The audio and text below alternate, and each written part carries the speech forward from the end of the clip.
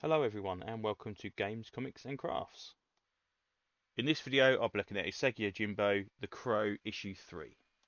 Okay, so we're back here for Crow issue 3 of 5 of Usagi Yojimbo. Yeah, again, good issue.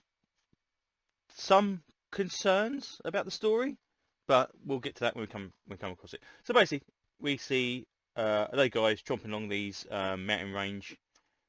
Nice two-panel spread there of all these guys. And they are attacked by the bandits that we saw last time, or we haven't seen the guy in charge of the bandits, and then the bandits that the bounty hunters apparently were after. And a lot of this issue is basically combat between those two groups. They're blocked off at both ends. They're shot with arrows, and most of them are killed. There's two guys. There's quite a good scene in here where two guys are basically saying, "Okay, it's only us two. Thank you for saving my life." And he kind of says, "Oh, I'm so sorry. I've been stealing some money off of you in the past." And the other guy's, "Oh, that's okay. I've been having an affair with your wife for the last whatever." And it's like, so they kind of get really angry and then they jump off into the river. We don't know if they die or they live, but they escape. They've been observed by another group, which is the bounty hunter group, and basically seeing that they've obviously got a formidable force of guys that are attacking, so they need, instead of just like a group of 5, they're going to need at least 15 or 20 people to kind of take them down. Then we cut back to the guys in charge, and we can see Yukichi kind of still being held hostage, talking about his sword being broken, about how dare you break the sort of soul of a samurai and this kind of stuff. And you go, oh, don't be silly, it's ridiculous to kind of see it as that. And about loyalty to his lord, and the guy says, loyalty to lord should go both ways. He needs to be loyal to me, and I was abandoned.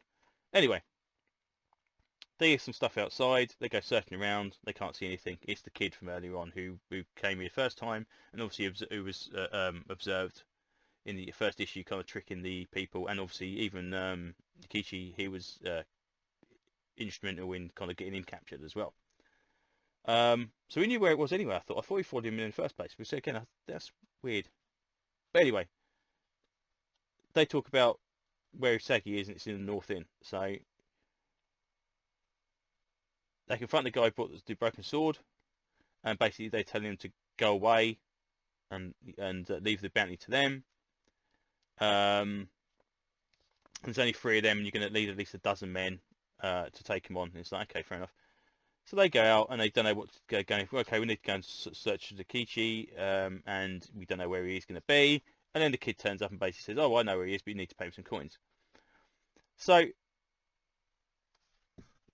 this is my concern about this story. With 3 issues out of 5, Usagi has effectively been in the inn for 3 issues and hasn't moved. We've got a plot with the bounty hunters, the kind of the evil bounty hunters, as you were, the kidnapping, the actual guy they're trying to hunt down, which we haven't really seen apart from that first kind of flashing image, and obviously all these men. And all of this is going to get resolved in 2 issues. That's just crazy. So I assume by the cover of issue 4, we've got Usagi confronting the guy, the bounty hunter, so that's holding his cousin hostage. So that might be issue 4.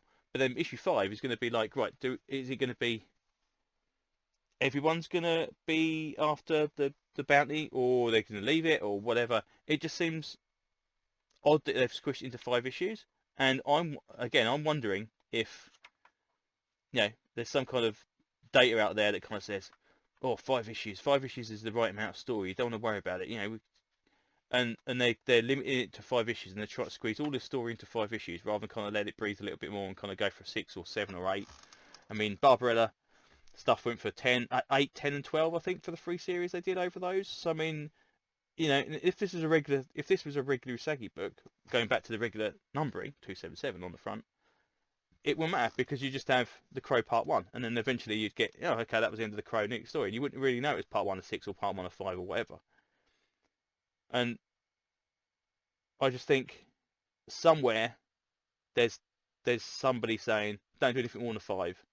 6 possibly if you're lucky. I mean, you've only got to see the Marvel and DC stuff out there that is 5 issues, 6 issues.